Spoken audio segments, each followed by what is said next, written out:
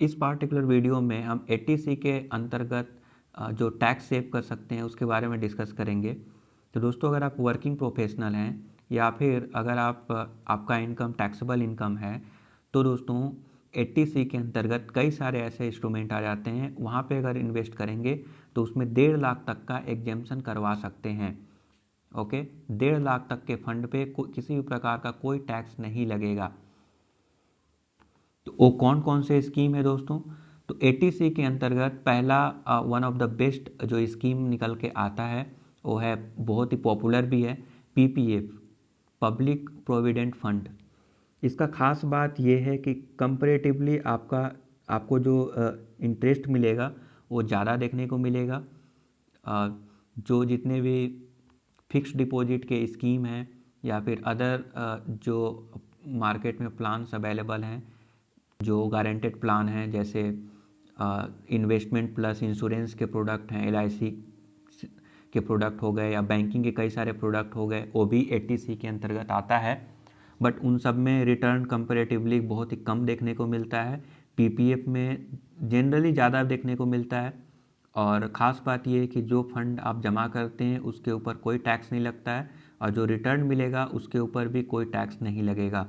तो ये एक वन ऑफ द बेस्ट बनाता है PPF को। बट इसमें एक डिसएडवांटेज भी है। डिसएडवांटेज ये है इसका लॉकिंग पीरियड। 15 सालों के लिए आपका फंड लॉक हो जाएगा, आप फंड को विड्रॉ नहीं कर सकते। हालांकि पार्शियल विड्रॉ कुछ समय के बाद आप कर सकते हैं, बट थोड़ा सा टफ होता है। तो लॉकिंग पीरियड यहाँ पे 15 सालों का होता है, जो कि मेरे हिसाब से काफ़ी ज़्यादा है। और 15 सालों तक आपका पैसा आपका नहीं रहेगा, आप ये मान के चलिए। देन आ जाता है EPF, एम्प्लॉय प्रोविडेंट फंड। तो दोस्तों, एक और PF डिडक्ट होता है जो आपका एम्प्लॉयर डिडक्ट करता है आपके सैलरी से, और जितना डिडक्ट करता है उतना वो खुद भी डालता है। मतलब 1800 रुपये अगर पर मंथ डिडक्ट हो रहे हैं आपके सैलरी से, तो सेम अमाउंट एम्प्लॉयर भी डालता है और ये जमा हो जाता है दोस्तों PF में, एम्प्लॉय प्रोविडेंट फंड में। तो ये भी एक बहुत ही अच्छा स्कीम है। इसमें भी जो इंटरेस्ट रेट मिलता है वो काफ़ी अच्छा मिलता है। तो अगर आपको आपके सैलरी से PF अगर डिडक्ट नहीं हो रहा है तो मेरे हिसाब से आपको PF डिडक्ट करवाना चाहिए, क्योंकि इसमें रिटर्न कंपैरेटिवली ज़्यादा मिलता है। देन आ जाता है दोस्तों वॉलंटरी प्रोविडेंट फंड, और उसके बाद 5 year post office time deposit.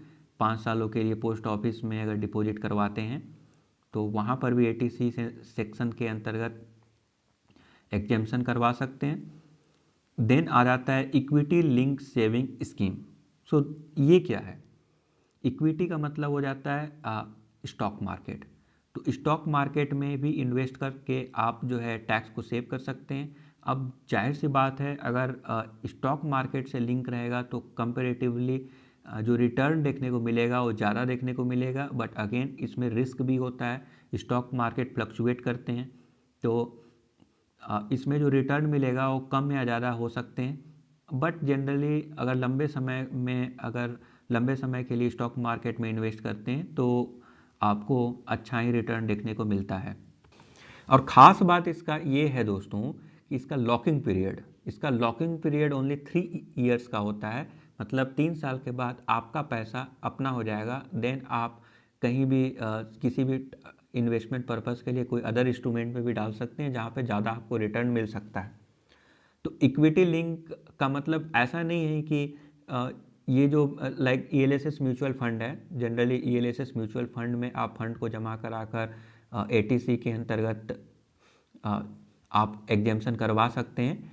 But ऐसा नहीं है कि ये क्योंकि इक्विटी से लिंक है, स्टॉक मार्केट से लिंक है, तो आपको रिटर्न ज़्यादा ही मिलेगा। हो सकता है कि जो नॉर्मल जो म्यूचुअल फंड होते हैं, और एक हो गया ELSS म्यूचुअल फंड, तो अगर नॉर्मल म्यूचुअल फंड अगर 50% का रिटर्न दे रहे हैं तो हो सकता है ये 20% का ही रिटर्न दे।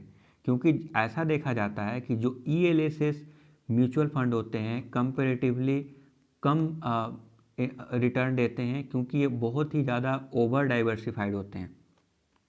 तो मेरा ऐसा मानना है कि ऐसा ना हो कि आप ज़्यादा फंड मीन्स 80C के अंतर्गत केवल 1.5 लाख तक का ही लिमिट है, उससे ज़्यादा फंड आप ELSS म्यूचुअल फंड में डाल दिए इन्वेस्टमेंट के पर्पज़ से।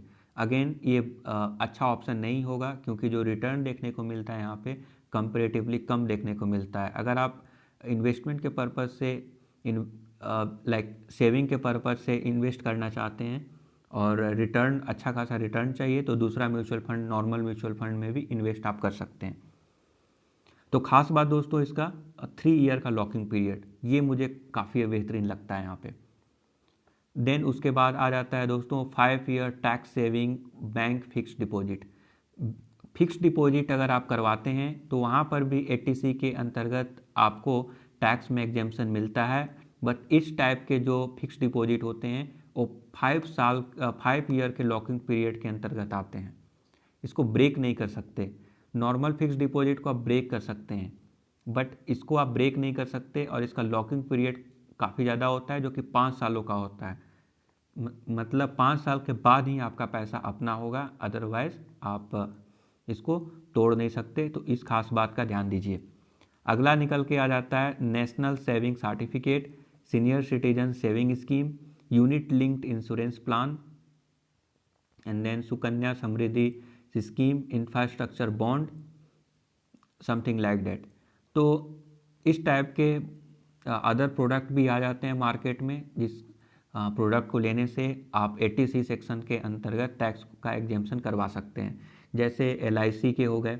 LIC में कई सारे ऐसे प्रोडक्ट अवेलेबल हैं जो इन्वेस्टमेंट प्लस इंश्योरेंस दोनों को मिलाकर आपको कई सारे प्रोडक्ट मिल जाएंगे, जिसमें 80C के अंतर्गत आप टैक्स का एग्जेम्पशन करवा सकते हैं। बट जो इसमें जो रिटर्न मिलेगा वो काफ़ी कम देखने को मिलता है, 5, 6, 7, 8, और ये वैरी करता है। मीन्स ये फिक्स्ड होता है, हालांकि अलग अलग प्लान के अकॉर्डिंग ये वैरी करता है। तो आपको कुछ इस प्रकार से रिटर्न देखने को मिल जाते हैं, बहुत ही कम मिलते हैं। आप मान सकते हैं कि जस्ट इन्फ्लेशन को बीट करेंगे या थोड़ा सा ज़्यादा, स्लाइटली ज़्यादा आपको रिटर्न मिल सकता है। अदरवाइज अदर बैंकिंग के भी प्रोडक्ट हैं, फॉर एग्जांपल यूली प्लान हो गया, संचय प्लान हो गया HDFC का। तो ये सारे प्लान भी ले सकते हैं, जो देखने में तो अट्रैक्टिव लगते हैं कि कुछ सालों के बाद आपको मंथली इनकम के फॉर्म में पैसा आने लगेगा, ऐसा वैसा। बट अगर आप कैलकुलेट करेंगे तो जो रिटर्न देखने को मिलेगा वो 5 to 6% का एनुअल रिटर्न देखने को मिलता है, जो कि बहुत ही ज़्यादा कम होता है। ये जस्ट इन्फ्लेशन को बीट करता है। बट ये प्लान इस टाइप से डिज़ाइन किए जाते हैं ताकि आपको ऐसा लगेगा कि इंश्योरेंस भी मुझे मिल रहा है, जो कि बहुत कम मिलता है, 5 से 10 लाख तक का इंश्योरेंस मिलता है। तो अगर आप प्योर इंश्योरेंस में इन्वेस्ट करते हैं, प्योर इंश्योरेंस वाले जिसमें किसी भी प्रकार का कोई रिटर्न नहीं मिलता है, उसमें आपको हो सकता है कि थोड़ा सा अमाउंट, सपोज एट 600 700 में 50,000 तक का भी आपको इंश्योरेंस मिल जाए, राइट। बट अगर आप इन्वेस्टमेंट प्लस इंश्योरेंस में जाएंगे तो जो इंश्योरेंस है बहुत ही कम देखने को मिलेगा, और जो इन्वेस्ट कर रहे हैं उसके ऊपर रिटर्न भी काफ़ी ज़्यादा कम होता है। तो मेरा ऐसा मानना है कि इसको अलग अलग करके इन्वेस्ट करें। अगर आप इंश्योरेंस ले रहे हैं तो प्योर इंश्योरेंस लें, उसमें कोई इन्वेस्ट नहीं होना चाहिए। और अगर आप इन्वेस्ट कर रहे हैं तो मैक्सिमम रिटर्न जहां मिले, और अगर आप टैक्स बचाना चाहते हैं तो लॉकिंग पीरियड कम से कम हो, इस खास बात का आप ध्यान रख सकते हैं। मुझे दोस्तों इन सब में ELSS mutual fund equity linked saving scheme के अंतर्गत जो आता है वो बेस्ट लगता है, क्योंकि लॉकिंग पीरियड बहुत ही कम होता है, 3 ईयर्स का ही ओनली होता है। बट इसमें एक मेन प्रॉब्लम यही है कि स्टॉक मार्केट बहुत फ्लक्चुएट करता है। अगर आप लंबे टाइम के फ्रेम में देखेंगे तो जनरली स्टॉक मार्केट में अच्छा रिटर्न देखने को मिलेगा आपको।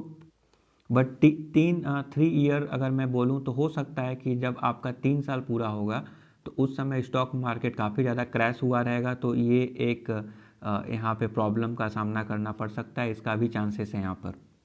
हालांकि 3 सालों का जो लॉकिंग पीरियड है वो बहुत वेस्ट लगता है।